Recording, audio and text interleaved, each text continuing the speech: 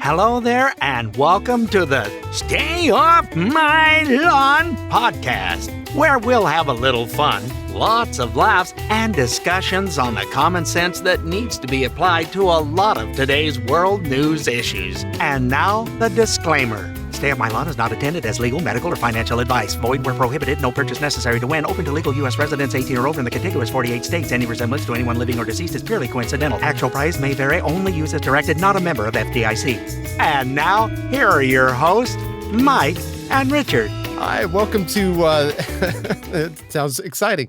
Welcome to this week's edition of Stay Off My Lawn. It's December 11th, 2023, and it's episode 47. And again, I know that December 11th is not Tuesday. We normally upload on Tuesday, but we've got stuff to do tomorrow. Get over it. So anyway. We're still bringing you content, so stop it. It worked for Elon. I thought, let's give it a try. That's right. He was even more harsh with that word. Yes, I won't go quite that harsh. I don't want to. The most exciting thing is we're always looking to find ways that say we're doing something. This little podcast, people, is heard in 14 countries. That's right, including the U.S. as the U.S. goes right now. But I think that's kind of neat. 14 countries, including Guatemala, Azerbaijan. I don't have the list in front of me right now, but it's like countries you just wouldn't think. I mean, I don't even think Australia's on the list. Guatemala just jumped on the, wasn't it Guatemala you said? Guatemala. The last couple of days, somebody in Guatemala has been listening. So jumped on the bandwagon. Is like, okay. Okay. Very interesting. So welcome, people. We love having different folks in different countries. Absolutely. So. And you can email us if you want to get involved in the show, SOML. See, I keep doing this. I need to just start over. It's not SOL, no. It's SOL because you live in America. No, it's SOML@duck.com. Or you can call us and leave us a voicemail, which is even better, 770-727-6443. And if it's, you mentioned Richard's beautiful beard that he's got going on right now, we will actually take that recording and put it on the show. So what the heck? Yeah. You'd have to go to Instagram to see our promos. Yeah, well, no, our promos, YouTube. We're putting them up on YouTube and stuff. And on Rumble. We're on Rumble also. Oh, that's right. Yep. We're getting to be popular, folks. We're just everywhere now. And if you want just those links, rather than me telling you all the URLs, just go to stayoffmylawn.us, and all the links are there. You'll be able to find them. And, just start clicking away. You're going to find it. So how was your weekend? We normally start. Well, it was a football Saturday. We had 2 games to watch. So it was the traditional Army-Navy game, and my beautiful bride, we have both of our son-in-laws are in the Navy. And so that's who we always root. I have a full shirt, Fear the Goat. Because that's the mascot. I have it on my hat too, and I go in there. Well, I did that last year, and I still have I only wear that once a year, and I go there this year, and the husband and wife have matching T-shirts of "Go Army, Beat Navy." So we have some good-natured. This is what's missing in America. We can have some good-natured ribbing. I mean, he's with the service and everything, something like 18 years in the Army, with reservists and all that kind of stuff. So we had a good time with that. But prior to that game, we had to watch online our local. There's a small college that's in the NAIA division of football. And this is the first time they have ever been this deep in the playoffs for the NAIA. They were in the semifinals, and they were on the 4-yard line and couldn't get a touchdown. Would have tied the game up, and then they could have played some more. Both teams were just back and forth, and it was just a good, hard-fought game. Very few penalties. They did a terrific job, and they have nothing to hold their head down about. They played terrific. They didn't win, but it was just a good. And they did this thing at the end of the game. These smaller universities seem to do this, where they have the lineup like you do in prep football or baseball, where that big line and you go, good game. Yeah. They still do that. Now, the bigger colleges, they don't. It's like, disdain at the other team. Well, why? It's elitism. Everybody it was a big, long line, and they went across, and it was nice to see the sportsmanship. And it was fun. Just I think the pros should be doing that too. I mean, sometimes you see them get together and talk to each other at the pros, and but no, Yeah. I agree. I think that once it's like pro wrestling. I think we made the same analogy last week. It's like after the game is over, why not just go and shake hands and tell jokes or whatever, and just kind of let everybody get along, because Yeah. it was a performance. It was hard fought and everything, but man, I don't know. You Yeah. got to respect the other team when they've given it their all, whether they won or Yeah, lost. and you're just the touchdown off, and they had another time that they were right down and went for it on 4th instead of kicking field goal, which wouldn't have done much good at this point in time, but it was fun. The same thing with the Army-Navy game. It went right down to the last they couldn't get it punched across the goal line with just seconds to go in the game. They went for it on 4th down and were stuffed and stopped on, like, the half-yard line. They couldn't Mm, get in. mm, mm, mm. So Army, then when they got the ball, they let that clock go clear down to nothing, and then they backed up, and he just stepped out of the end zone. So Navy got 2 more points. They lost by 5 points. But again, it was a good, hard-fought game, very few penalties, and I like their tradition of you go down to the Army end of things and you sing they were second. They won. So the team that lost, you go sing to them first, which is the Navy, and the Navy goes down and the Army stands behind them while they're singing their alma mater Navy song, whatever. And then they go down to the other end of the field where all the Army guys are from the academy, and then they sing down at their end when Ah, they're see, done. I didn't even know they did that. That's Yeah. interesting. Yeah. For the Commanders Cup, I think is what it's called, something like that. Air Force and Army played, and Air Force should have won. They didn't. They got their batushkas handed to them. Air Force did, and they did the same thing with Air Force and Army that Army Navy did. Yeah. So when they Oh, play that's each great. other, they go down and sing their deal. So that's kind of nice, and even the winning team stands there respectfully, and Yeah. it's another one of those kind of cool things to Especially see. with the service teams. I mean, at the end of the day, everybody knows we're all in the same team and we're all together, and it has nothing to do with. I mean, you were saying good natured ribbing. You and I rib each other all the time. You're always messing with me, but it's like within veterans are the same way. I was at a store the other day and I had an Air Force shirt on, and a guy was walking out. He goes Air Force, and I kind of like I turned around. And he said something about, when I was deployed, we would always go over to the Air Force Chow Hall because they had so much better food. He goes, "We always hated you for that." And we both just laughed. It's like, I never saw the guy before in my life. But it's like, there is a camaraderie. There is something, that's always there. It's just, I don't know. And you rib. I've got a friend of mine that was in the Army, and I've got a meme that I just saw last week where it's, the two women screaming and crying, and then you got the cat over there Yeah, responding. yeah. Well, anyway, the two women are supposedly, it says Army. It says, "You aren't even in the real military," and the cat says Air Force. He goes, "I'm trying to understand why my janitor is yelling at me." So, but that's the kind of thing. He just wrote back and said, "That's really funny right there." But I mean, because you don't care. You were all in for the same reason, and the to prepare for Yep. war, and everybody was together, even though we rib each other, the jarhead thing and the flyboy thing, and it's always been that way. It's good. It's one of the last things that we can stand together with anyway. Um, so anyway, we like to start off the show with some intellectual comments from our commander in chief. Speaking of all together, Ignorant, isn't that what do they call that?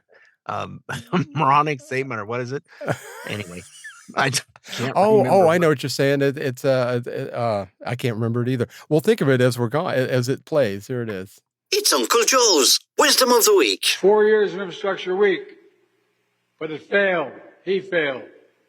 On my watch, instead of infrastructure week, America's having infrastructure decade. Decade.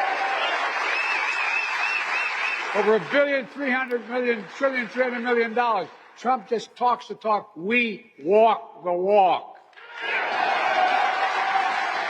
Look, he likes to say America's a failing nation. Frankly, he doesn't know what the hell he's talking about. I think the word you were trying to think of is oxymoron. Oxymoron. Yeah, I thought of it as soon as you started playing it. Yes, we're both intelligent. Just we're a step slow. That's all. And I'm trying to write down what 300 million trillion 300 million is. You And can't write that number. I was trying to. I did that. You did that. see, that's you this time. I did that this weekend just for giggles. I saw it and I went, "You can't write that number. It's not possible." I mean, I got a cramp in my hand from too many zeros. Oh, Yeah, you got to walk the walk just to count all the zeros if you're going down.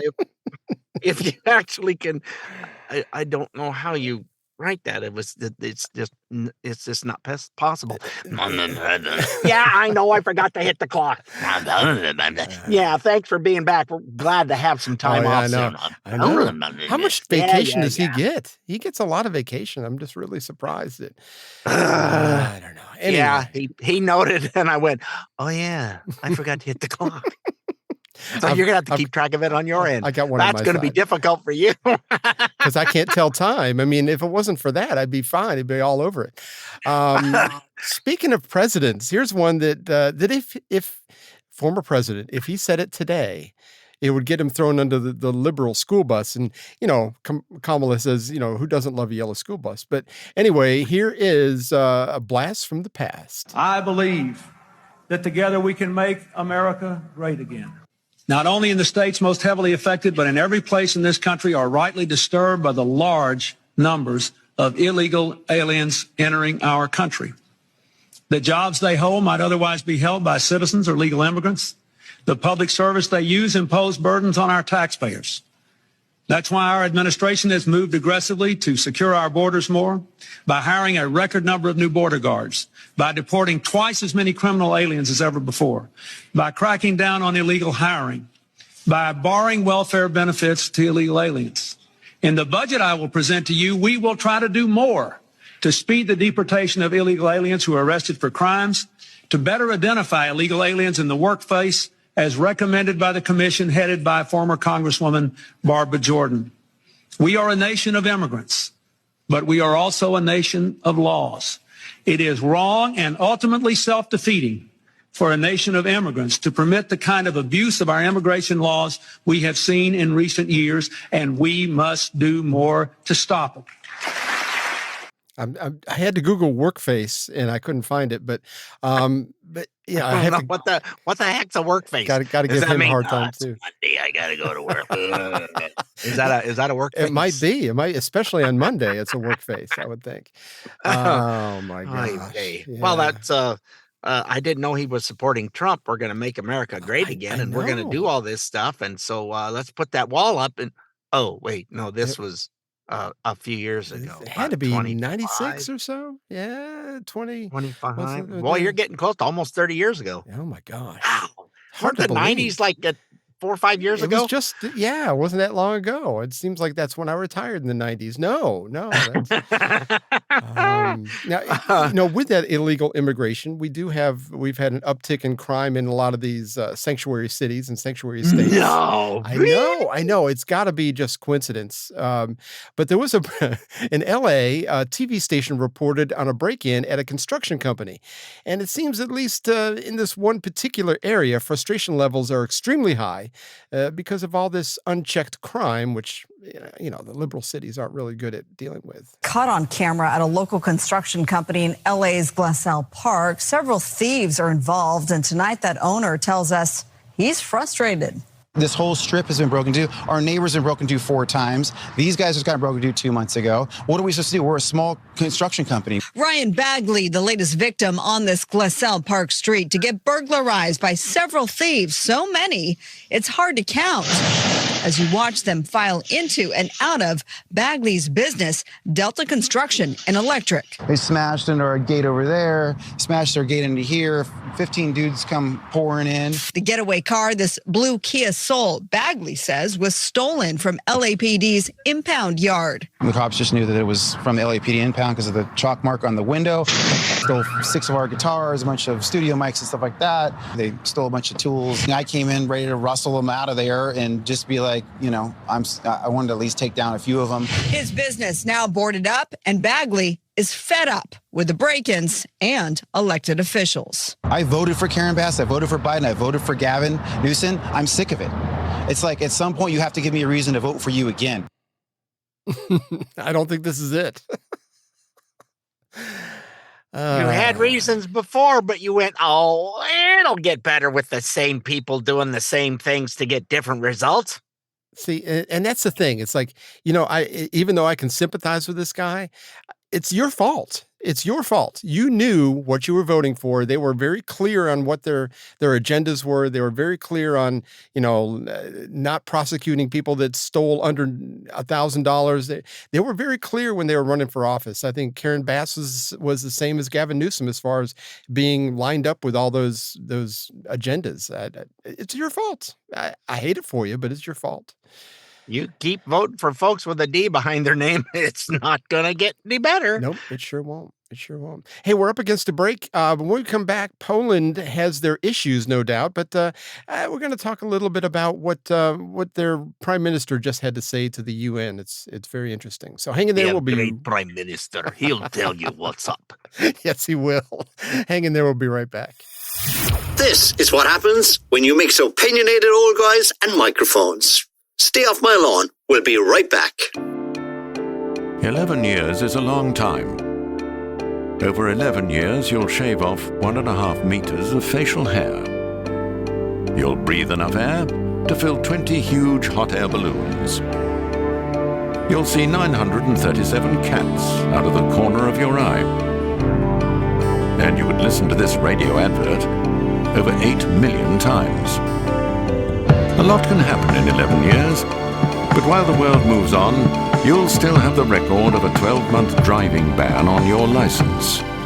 Time, gentlemen, please. Think. Don't drink and drive.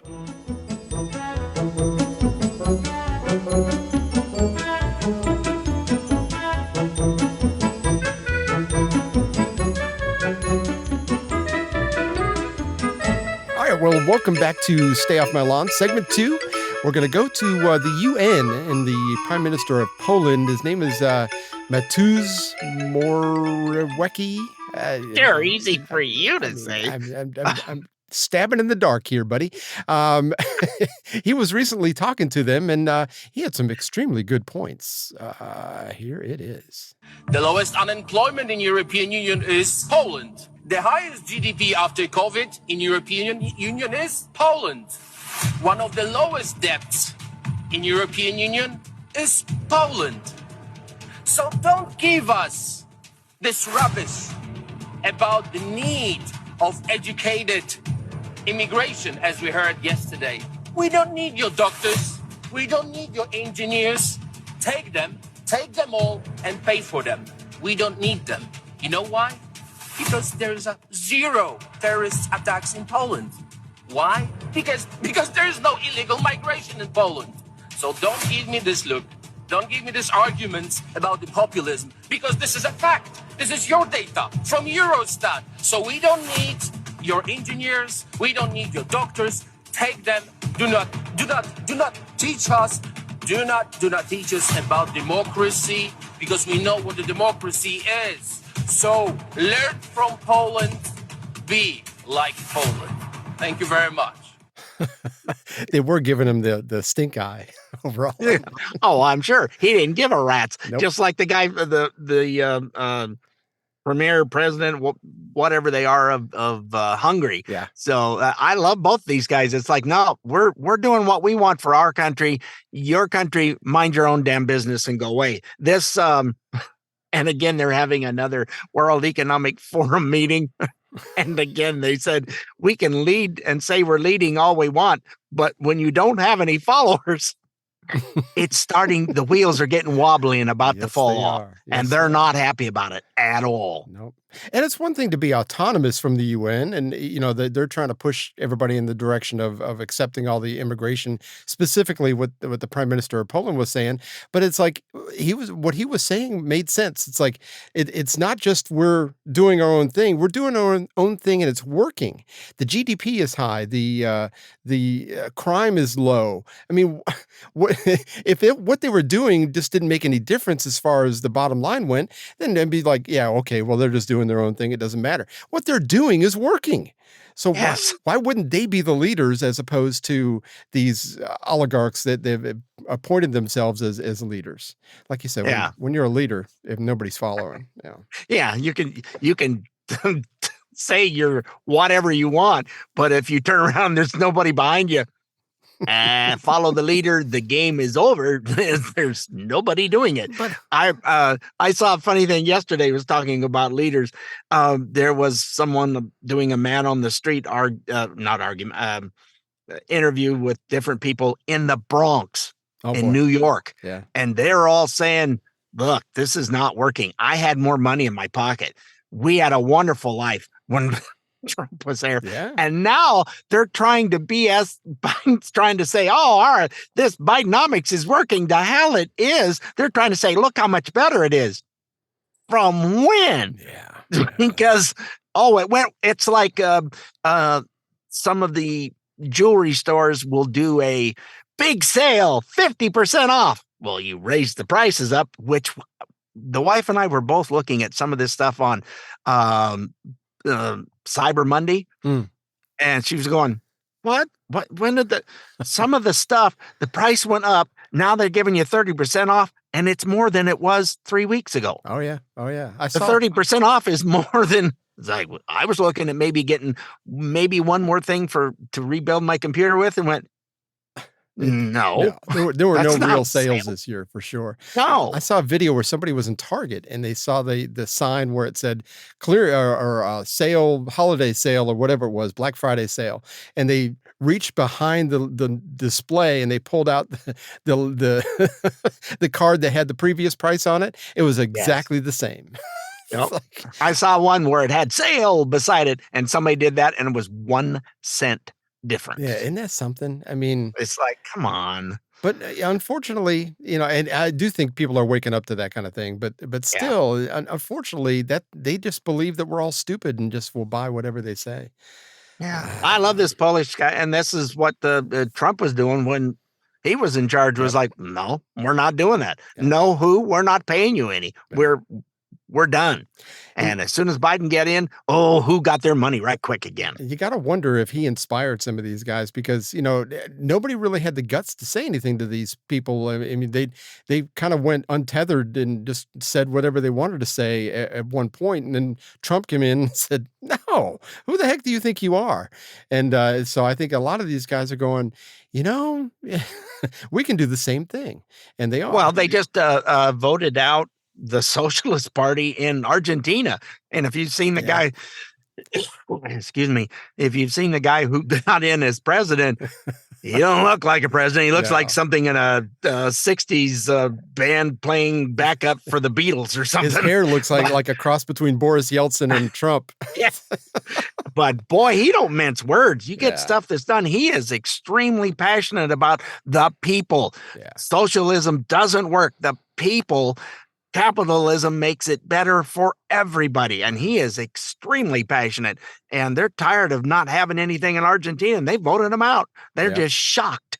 It's awesome. I love it. I mean, and he's very much a libertarian, but libertarianism is probably where we should be leaning the way things are right now. I mean, because you want the government out of your life instead of more government. I mean, I don't know anybody.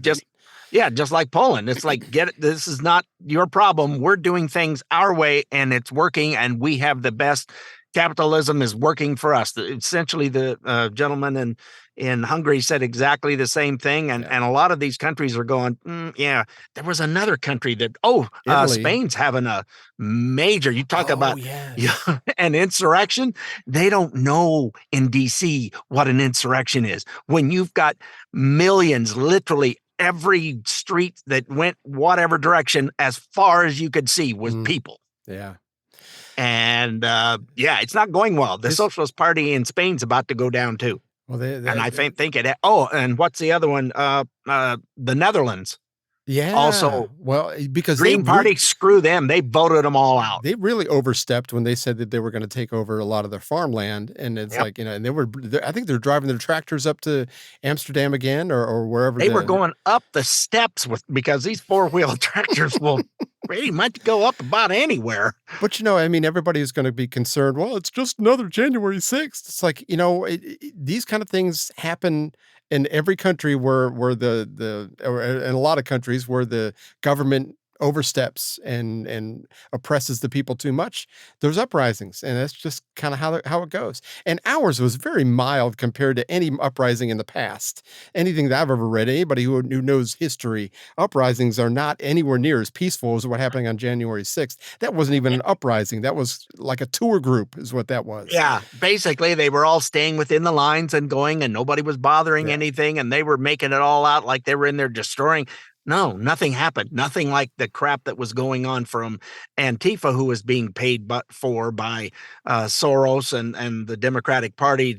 Funny how they would show up and there's a pallet of bricks for them to get. How does that happen? Just out in the middle of nothing. Here's a pallet of bricks. On a Where did that corner. come from? Yeah. It happened in Minneapolis, happened in Portland, I think. Yeah. Yep. Portland had it too. There was another one where I think they were doing downtown Seattle, did the same thing, where all of a sudden there's these pallets of bricks that just, where did they come from and how long have they been there?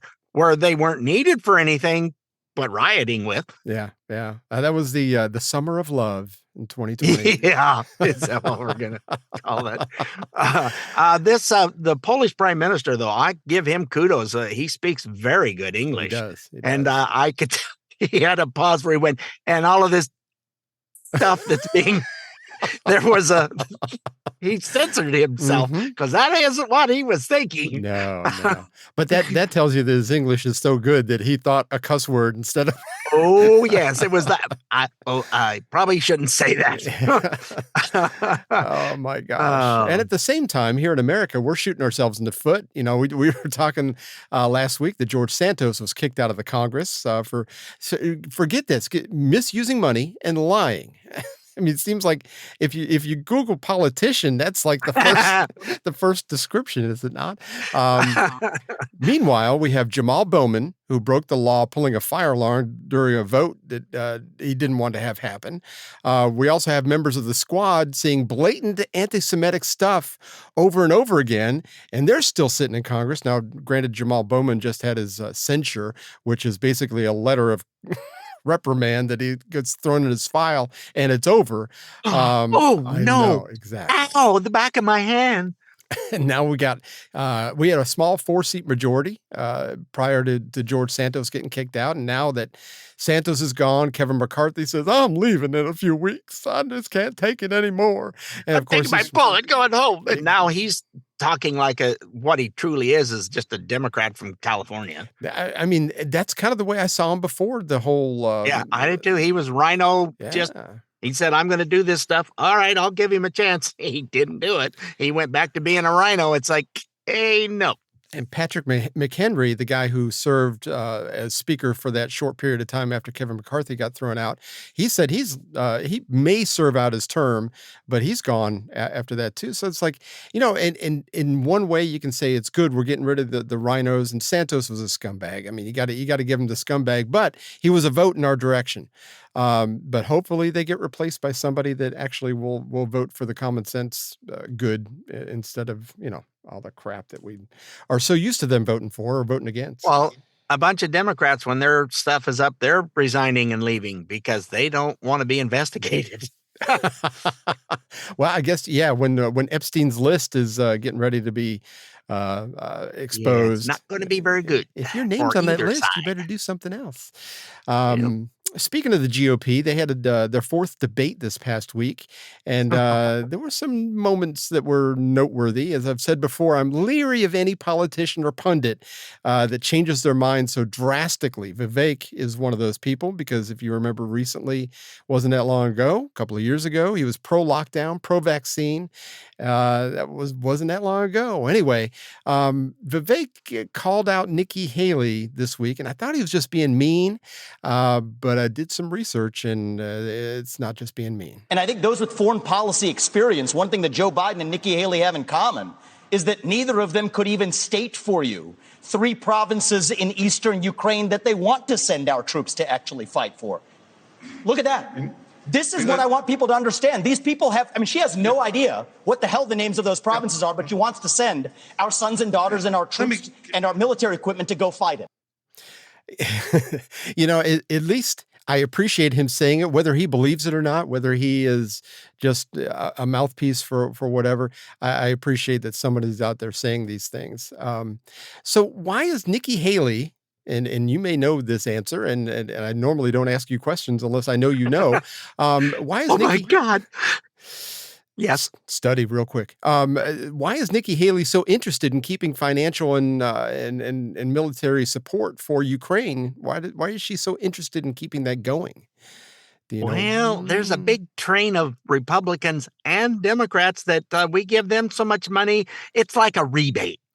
Yeah. And again, like you said, follow the money. Here's a recent endorsement for Nikki Haley, and a little bit of her reaction. When it comes to people like Jamie Dimon and others, I'm thrilled that they want to support us. We'll take all the support we can. If you're not sure who Jamie Dimon is the CEO of JP Morgan Chase. JP Morgan Chase, just to link this further, he had recently announced that the delegation from their company traveled to Kyiv to meet with Zelensky, reaching an agreement to advise the country how to rebuild and re-energize their economy. I'm supposing this is after the war is over. Under the terms of the agreement, JP Morgan will be providing its expertise in restructuring strategies, asset management, etc., and will also identify opportunities to help Ukraine establish economic ties to Europe. So JP Morgan has skin in the game, looking to make possibly billions of dollars over money that the U.S. government may send to Ukraine. And Nikki Haley, why I won't do business with them. And all of a sudden, I think the endorsement just came out last week with Nikki Haley's been endorsed by JP Morgan. Yeah, and she also wants to have everyone that is on any social media of any kind has to do a background check or have to put prove that your real name prove is on that there. you are who you are. You've got to be, so that we know where you're at and can get you if you say something we don't like. Like they're doing now, you mean? Yeah. That's called tyranny and censorship. And screw you. Yeah. Hey, we're up against a break. We come back, we're going to talk a little bit more about that debate. We've got a few more things that Vivek has said, which is pretty interesting. And so hang in there. We'll be right back. Christmas time, it is Christmas time. Ho, ho, ho. Just got your Christmas bonus check. Now you're walking through the mall like a boss. Merry Christmas. Merry Christmas. Join the Leukemia and Lymphoma Society to help light the night and bring hope. Light the Night is a nationwide event that brings communities together to honor, remember, and celebrate those who have been afflicted with blood cancers. Lift your lanterns high and help shine a path to a cancer-free future. Be a part of Light the Night and find your local event at lightthenight.org. Let's light up the night and make a difference together. That's lightthenight.org to get involved.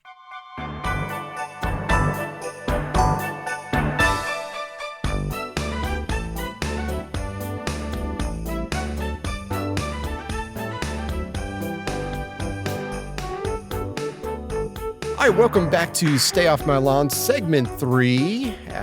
More than halfway.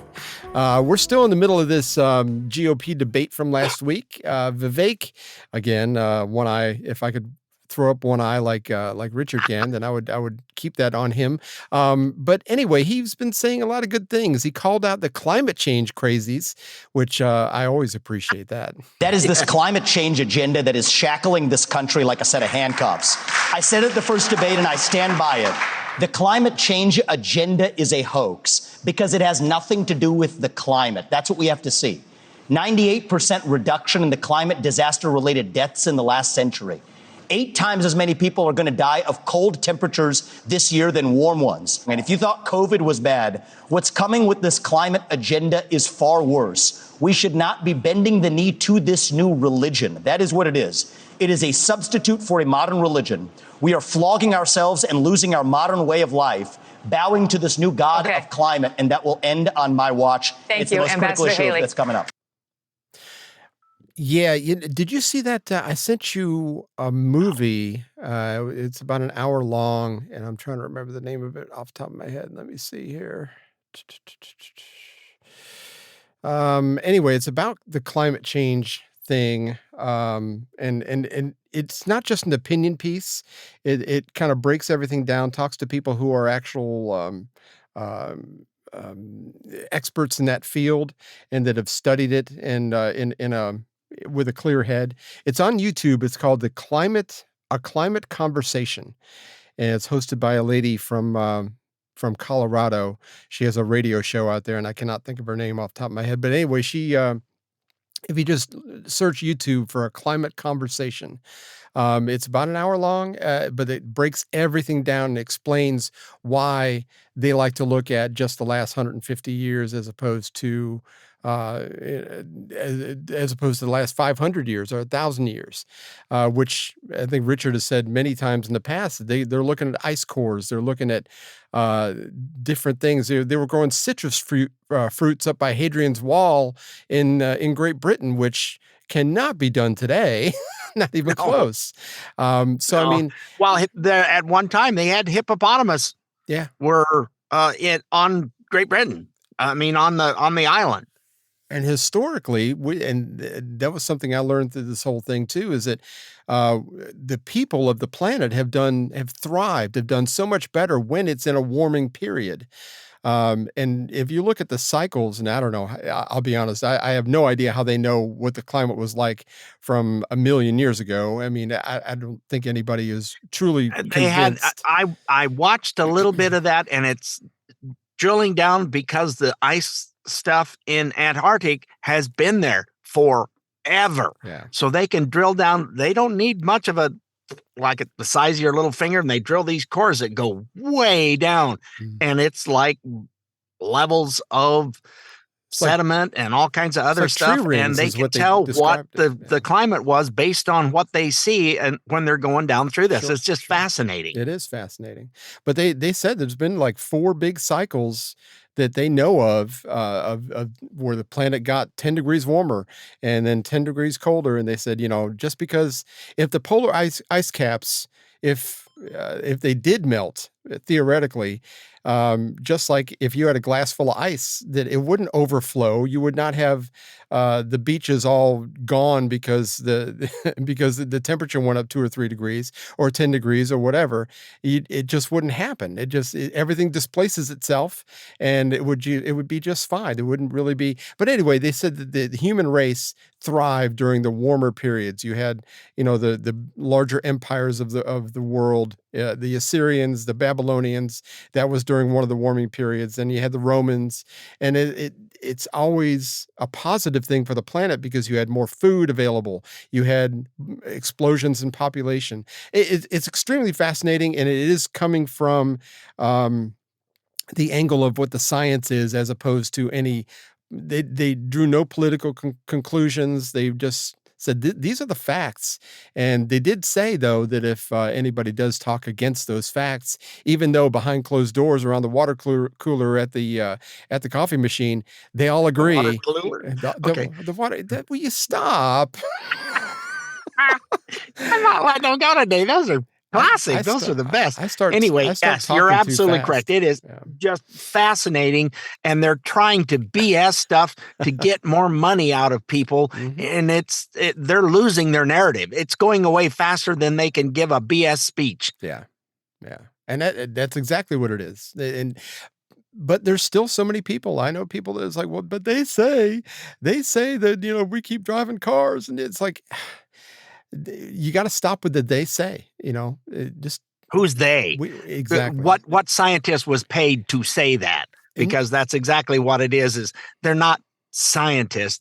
You want to be a scientist? Here's $100,000. We'll give it to your endowment, and you say this, and we'll give you another 100,000. I'll send you a copy and pasted email every week for you to say, But like you said, I mean, there's so much money and corruption that drives all this. It has nothing to do with anything else. And anyway, he did go after Vivek, went after the monster that we all know is the corruption of our federal government again, which, of course, that was a Donald Trumpism also. The real enemy is not Donald Trump.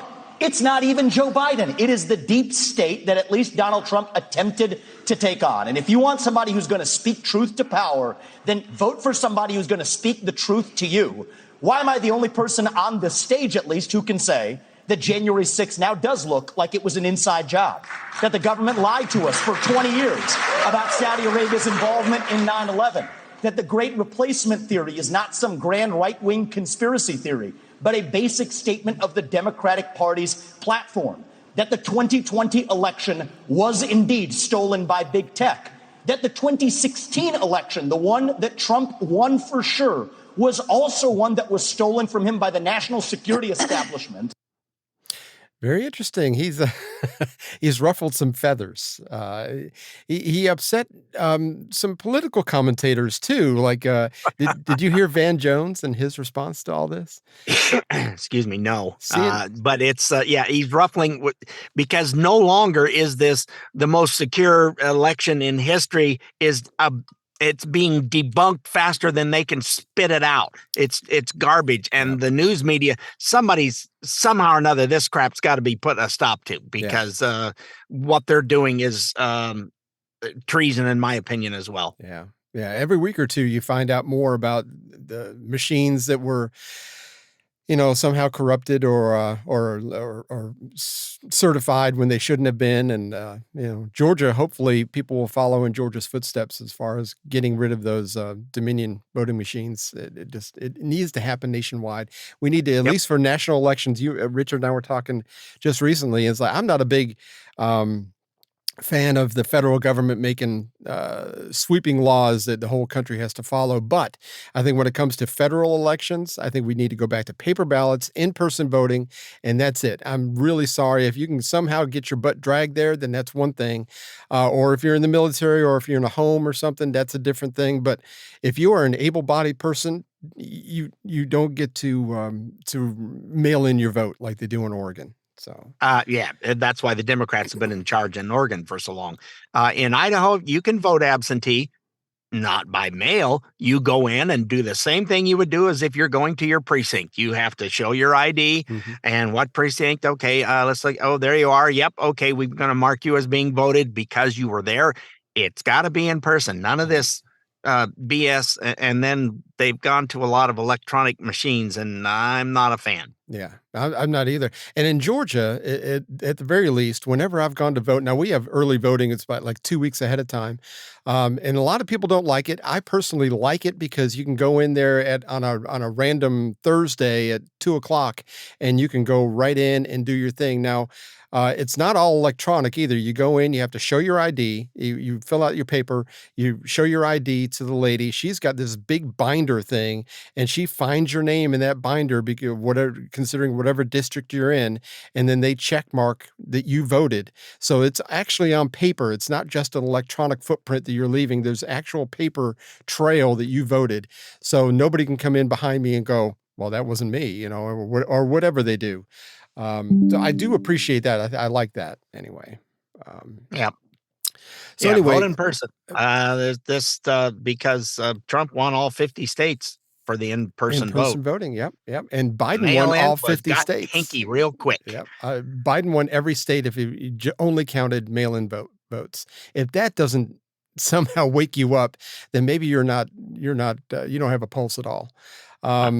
But anyway, Vivek did upset Van Jones. He's over at CNN, and this is what he had to say. In the smug, condescending way that he just spews this poison out is very, very dangerous because he won't stop Trump, but he's going to outlive Trump by about 50 years. And you're watching the rise of an American demagogue that is a very, very despicable person. Yeah. And I was shaking listening to him talk because a lot of people don't know that is one step away from Nazi propaganda coming out of his mouth.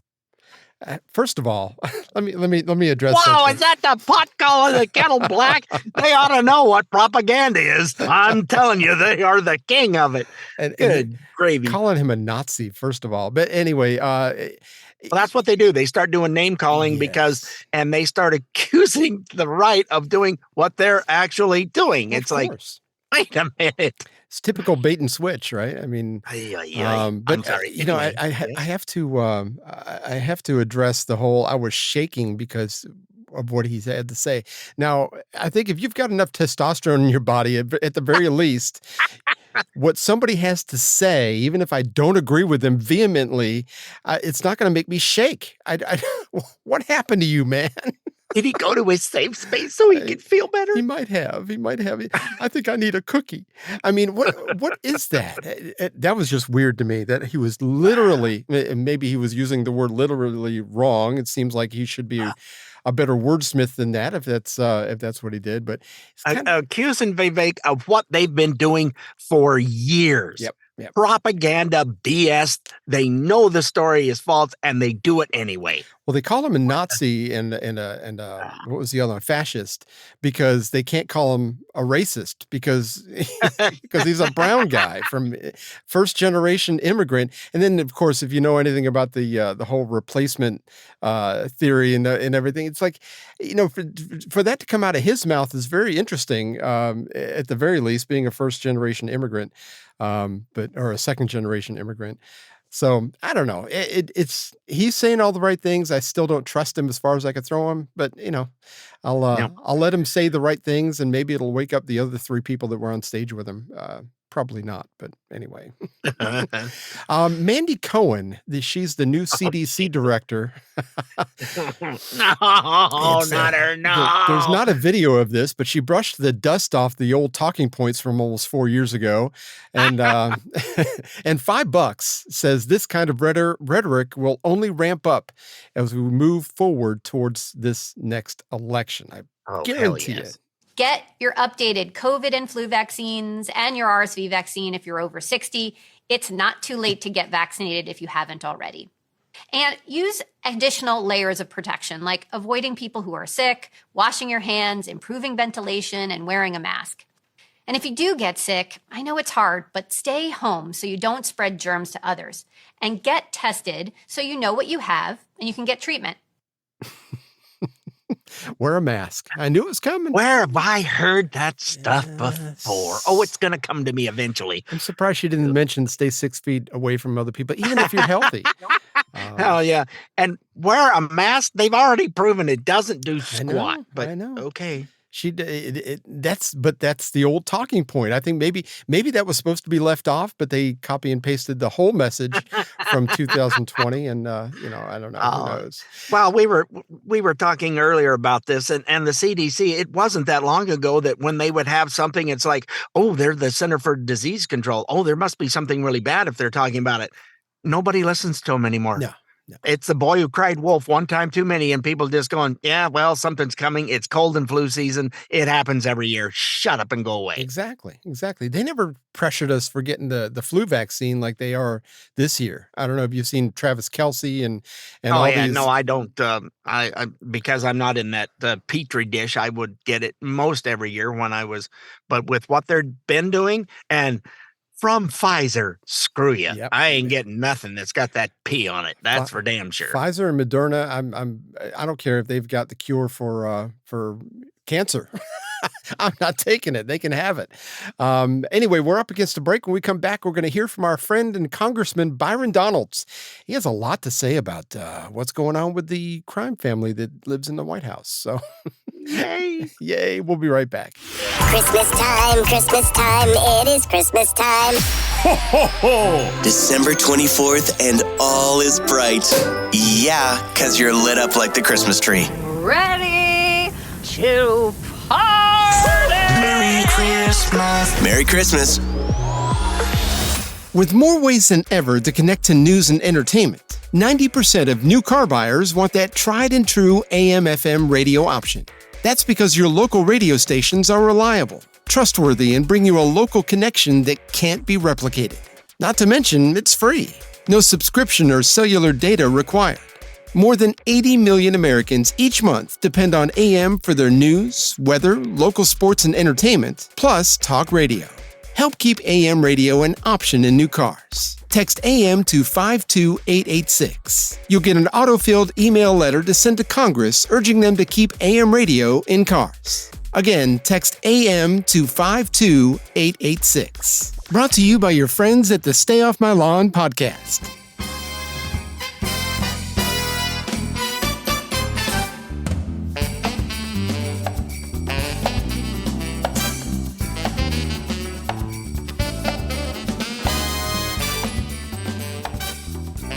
All right, welcome back to Stay Off My Lawn, segment 4. We are almost done. Sit down. Woo-hoo. Don't even get up. Stay where you're at.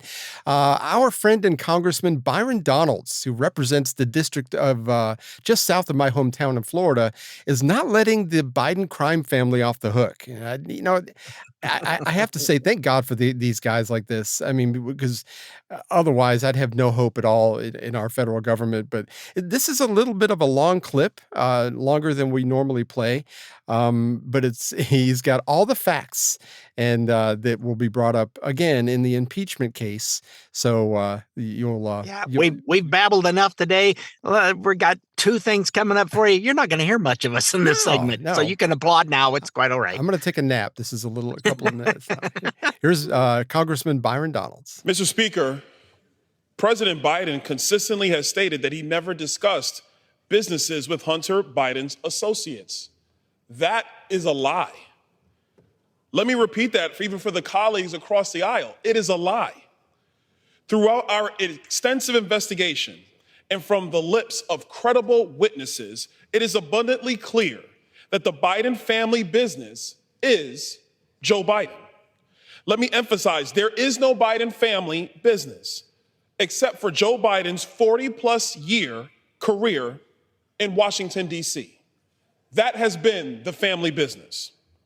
As a member of the House Committee on Oversight and Accountability, we have followed the paper trail. We've conducted our investigation by the book. We have discovered damning evidence, and we continue to do so every day. Our investigation has led to some alarming and eye-opening findings, which point to the president's knowledge and involvement in illegal business transactions. For example, in 2018, James Biden, the president's brother, received $600,000 in a loan from AmeriCorps, a financially distressed, failing rural hospital operator. Bankruptcy court documents suggested that James Biden received these loans based upon representations that his last name, Biden, could open doors in the Middle East based on his political connections. Now, we all know James Biden doesn't have political connections. Joe Biden, his brother, has political connections.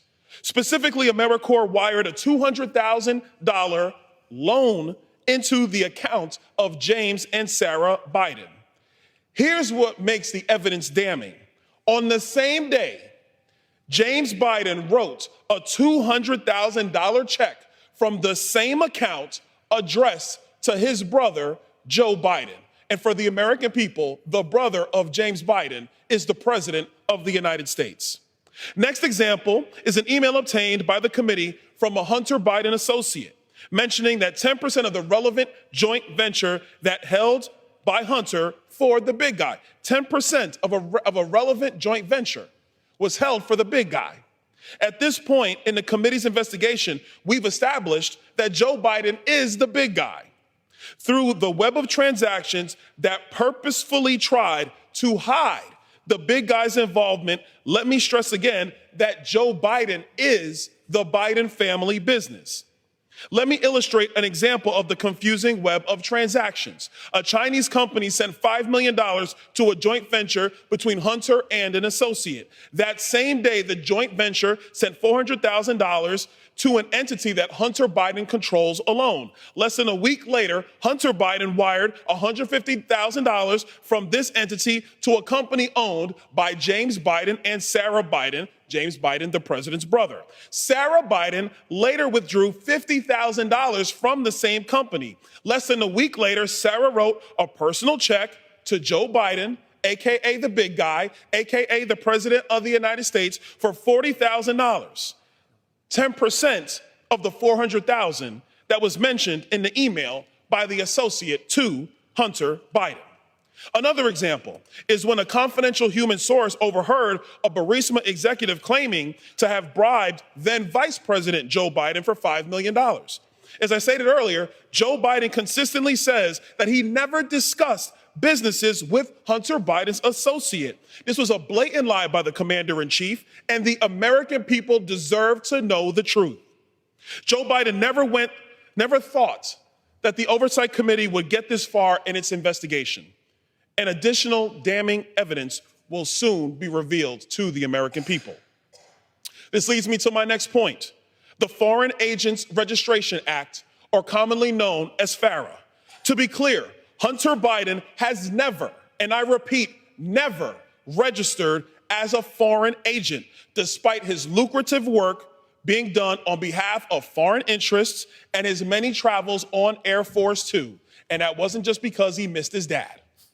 Specifically, Hunter has been documented business transactions with a Chinese government-based energy company called CEFC.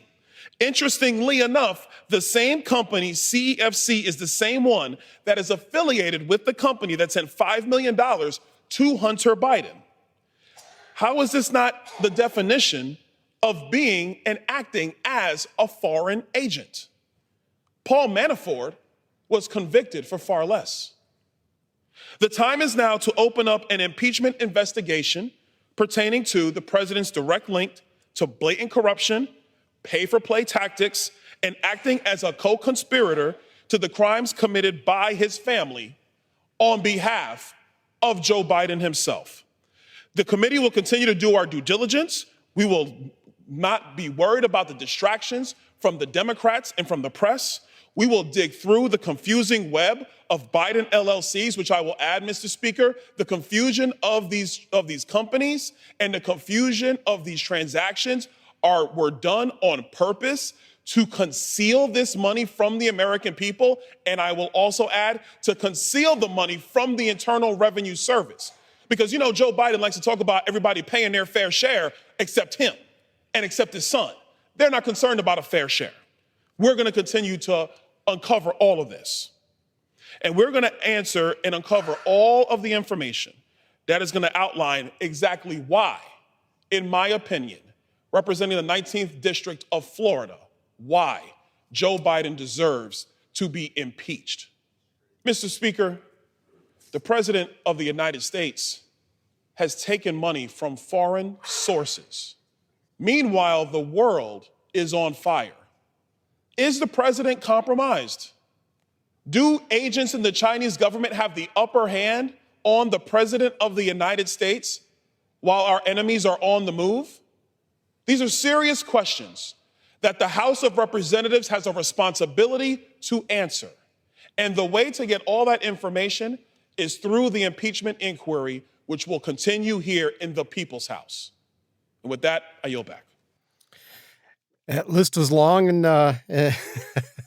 but according to the detailed. Democrats, I just saw one weasel last night saying, "Oh, there's no credible evidence again." No, there's a lot of credible evidence. Yeah, didn't Mitt Romney say that? Yes, and Romney said the same thing. Oh, they have no evidence on. Really, they've got bank records. They've got. Why do you need to have 22 shell companies, meaning fake names to whitewash things through? How many do you have? And let's see, last time I looked, carry the one, 0. Yeah, me too. Maybe we're missing out on something. I mean, maybe there's a greater benefit, because you can go from being, what he said, voted the poorest guy in Congress, to having like tens of millions of dollars all of a sudden. I mean, Obama went from being a community organizer, which if you're reading the one book, as we talked about last week, that's not a good thing to be a community organizer, from not having anything, from getting scholarships at universities to now he's worth like $250 million. Yeah, it's incredible. How did that happen? Yeah, Biden went the same way. I think it was in the year he left office, the last year he was in office. Yeah, so I think he just his went up exponentially all at one time. And somebody said Yeah. it was about a book that he wrote. It's like I don't know anybody that read any of his books. It's sort of like No. I mean, come on. You have to be popular and known to have that happen. Hopefully he didn't do the audiobook if he did, if he did, because it's like the infrastructure decade. Instead of the bottom event, that's the thing. Like we had at the beginning. Gosh, it was just awful. Anyway, we need a palate cleanser after that, don't we? Yes, please. It's been too much between CDC spewing more garbage that nobody's listening to anymore. And if you are, I'm sorry. I hope nobody's listening. It's time to, let's something that tastes better. Paul Harvey has another palate cleanser for us. It's another Christmas themed one. And so here he is, and you should feel a lot better after this. The man I'm talking about was not a Scrooge now. He was a kind, a decent, a mostly good man, generous to his family and upright in his dealings with other men, but he just did not believe in all of that incarnation stuff which the churches proclaim at Christmas time. It just did not make sense, and he was too honest to pretend otherwise. He could not swallow the Jesus story about God coming to earth as a man. He told his wife, "I'm truly sorry to distress you, but I'm just not going with you to church this Christmas Eve." He said he'd feel like a hypocrite, that he'd much rather just stay home, but that he would wait up for them. So he stayed, and they went to the midnight service. Now, shortly after the family drove away in the car, snow began to fall.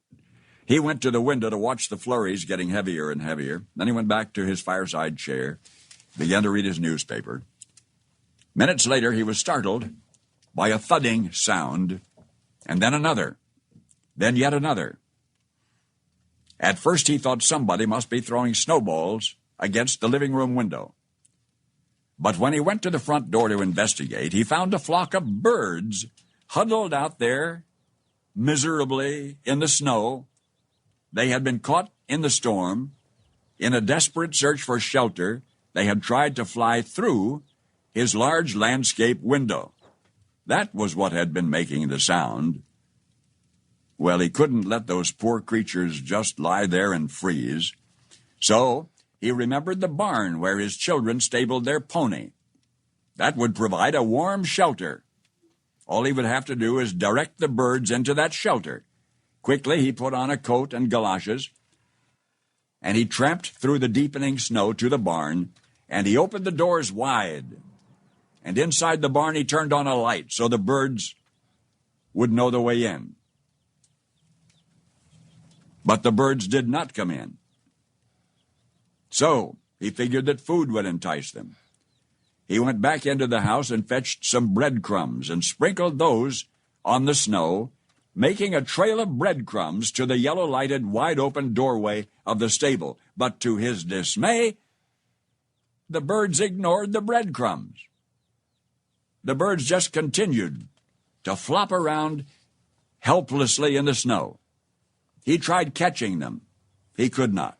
He tried shooing them into the barn by walking around them, waving his arms, but instead they scattered in every direction except into the warm, lighted barn. And that's when he realized that they were afraid of him. They were afraid of him. To him, he reasoned, "I'm a strange, terrifying creature. If only I could think of some way to let them know that they can trust me, that I'm not trying to hurt them, but to help them. But how? Any move he made tended to frighten them and confuse them. They just would not follow. They would not be led or shooed because they feared him. And he thought to himself, if only I could be a bird now, if I could be a bird and mingle with them and speak their language and tell them not to be afraid, then I could show them the way to the safe, warm barn. But I would have to be one of them, wouldn't I? So they could see and hear and understand. At that moment, the church bells began to ring. The sound reached his ears above the sounds of the wind, and he stood there listening to the bells. Adeste Fidelis. Listening to the bells, pealing the glad tidings of Christmas, and he sank to his knees in the snow. Paul Harvey, I hope for you and those you love, this will be a wonderfully Merry Christmas. I don't know who he was talking about there, but such a great illustration. That must be one of the latter ones, because that was very good recording too. Some of the early ones, it's like, wow. Yeah. It's like he was recording in the newsroom or whatever. Yeah. He actually had some sound effects. They're always fascinating to listen to. Oh, I know it. Oh, anyway, we are so glad that you're with us through this Christmas season, and I hope that blessed you. Hope you also were somewhat informed, like we were, and putting all this stuff together. Don't forget, you can find us on iTunes, Spotify, iHeart, Google, or wherever you get your podcasts. And you can just go to our website, stayoffmylawn.us, for all our past and present episodes. And all of our links are there as well for anything you need to check out. That's right. So we will see you next week, folks, and have a good day. It's been fun. Toodles. Well, we had fun and hope you did too. The opinions heard here today are not those of anyone other than Mike and Richard. If it made you laugh or go, or even, then we've done our job. Sort of. Mostly anyway. And if we made you think about things in a common sense manner, we welcome you to the club. And if it didn't, then just stay off my lawn. See you next time.